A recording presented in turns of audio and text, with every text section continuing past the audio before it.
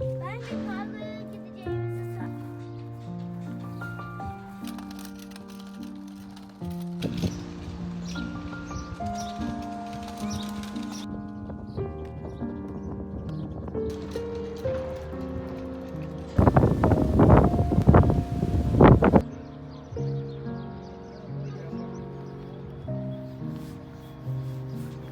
Atamam ki sol elimle. Neyse deneyeyim, sen at.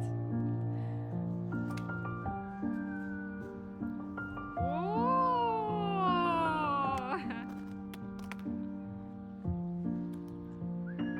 Nerede uçak?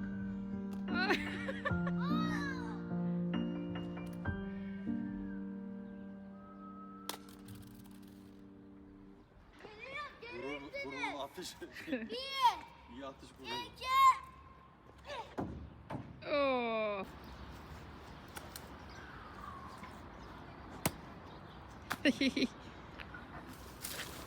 Aldım. At Gerçekten hadi mi? sen at. Göreyim şöyle. Niye bu kadar şey yaptın? Çünkü Ayarlamadan mont attın. var. Mont var. Ayarlayabiliyorum ben. Tamam, doğru. Ben o kadar kalınım ya. Oo, Arden daha iyi oldu. Sen sert atıyorsun diye. Evet, işte sert Ama ben atabildiği nereye doğru için. atıyorum bak. Şuradan tutuyorum. Şöyle atıyorum, o rüzgar kaldırıyor bunu. Böyle mi? Heh. Aferin Anladın mı? oğluma. Hoş geldin, al gel.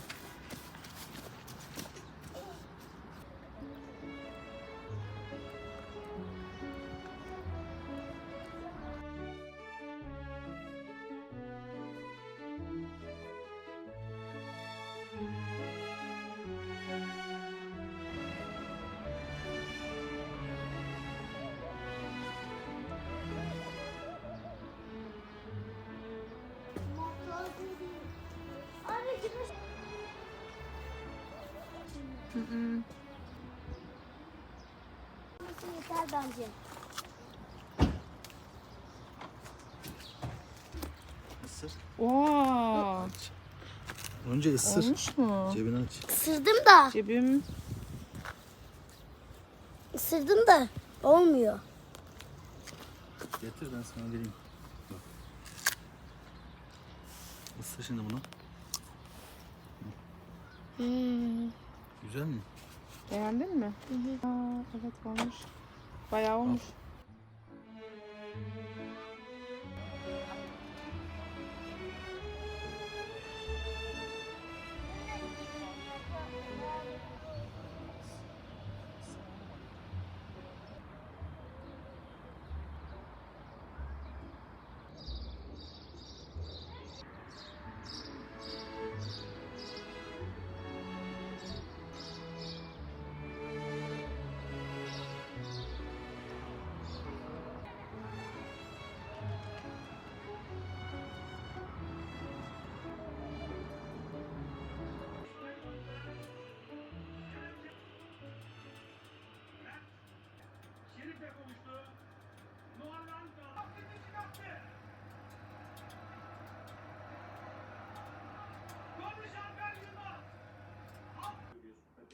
Diğer Kasımpaşa bu takımlara göre baktığında bu maç 4-0 maçların böyle direkt rakip Büyüyünce ben top filan sıkılırım.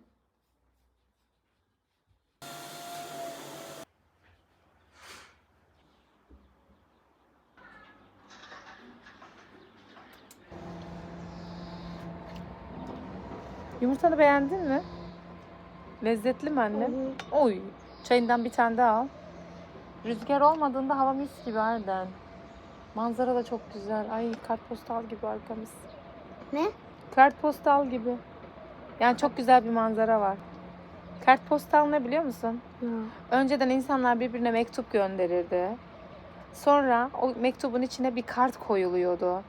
O kartın ön yüzünde çok güzel manzara resimleri falan oluyordu. Yaşadığın şehrin, ülkenin veya o şehrin bir simgesi ya da hayvan resimleri falan tatlı böyle. Sonra onun arka tarafına da güzel mesajlar yazılırdı. Böyle tebrik mesajları falan olurdu veya özlem duyduğunda olurdu, yazılırdı. Çünkü önceden böyle görüntülü konuşma yoktu, teknoloji yoktu böyle. Telefonlarda böyle şeyler olmuyordu. Daha doğrusu böyle telefonlar yoktu. Tuşlu telefonlar falan var derdi. Ondan da görüntülü Ama konuşulamıyordu. biliyorum B sınıfında var. Çevirerek numaraları giriyorduk, çevirerek. Ama şöyle kocayı da var. Evet, öyle çevirerek işte ve şey yapılıyordu. Kuşlar ne güzel ötüyor şu anda. Oradan konuşabiliyorduk. Hatta paten gibi bir şey da var. yazıyorduk. Yuvarlak. Evet. Onu yorumlamaya çalışıyorlardı. O şöyle kocayı. Birbirine insanlar mektup gönderirdi. Sonra açar bakardı. Arda bana mektup göndermiş, beni özlemiş, benim halimi hatırımı soruyor, merak ediyor beni deyip mutlu olurdu insanlar. Çünkü görüntülü konuşma yoktu. Hatta telefon yoktu çoğunda. Telefon bile yoktu çok önceden. Mesaj gönderiliyordu falan. Ama kağıt üzerinde yazıyordun, kendin yazıyordun böyle duygularını. Bazen biz yazıyoruz ya birbirimize. Onun gibi. Güzel mi sence mektup yazmak? Çok güzel. Bir de tatlış. Çok tatlış, evet.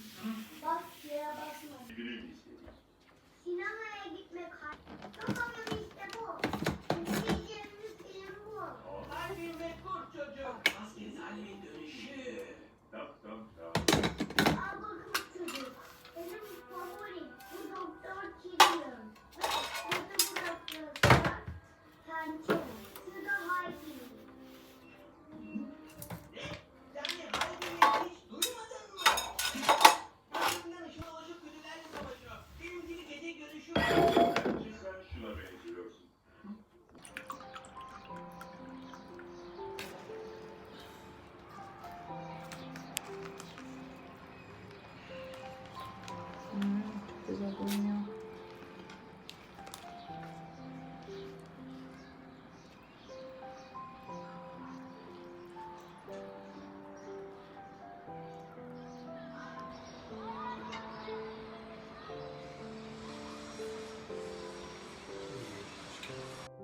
Evimle ilgilenmeyi hep çok sevmişimdir. Elim her köşesine gider, muhakkak bir restore ederim, yenilerim, düzenlerim, temizlerim. Arkamı dönüp baktığımda otel gibi bir görüntüsü olsun isterim. Düzenli, aynı zamanda konforlu ve temiz. Terasımızdaki koltuklarımız artık miadını doldurmuştu. Görüntü olarak orayla çok bütünleşse de hiç de rahat değildi. Zamanla konforunu yitirmişti. Kol detayları, kumaş detayları terasımızda tamamen uyumlu olsa da çok bayılmayarak da olsa IKEA'dan bir mobilya seçtim. Neden bayılmayarak da olsa? Görüntü olarak terasımıza çok uyum sağlamadığını düşünüyorum. Bir önceki koltuğumuz kol detaylarından dolayı daha uyumlu masasıyla vesaire. Bu tamamen antrasit bir koltuk olacak ama inanılmaz rahat. Sanırım insan belli yaştan sonra sadece görüntüye değil, konfora da çok önem veriyor. Kendi kendime dedim ki bunca zaman şık durdu ama biz çok rahat edemedik. Şimdi biraz şık olmayı versin fakat konforlu olsun. Çünkü orası bizim için küçük bir sinema salonu. Bundan dolayı yeni bir koltuk edindik. Kurulum aşamasında sizle paylaşmak istedim. Aslında bu görüntüler aylar öncesindendi.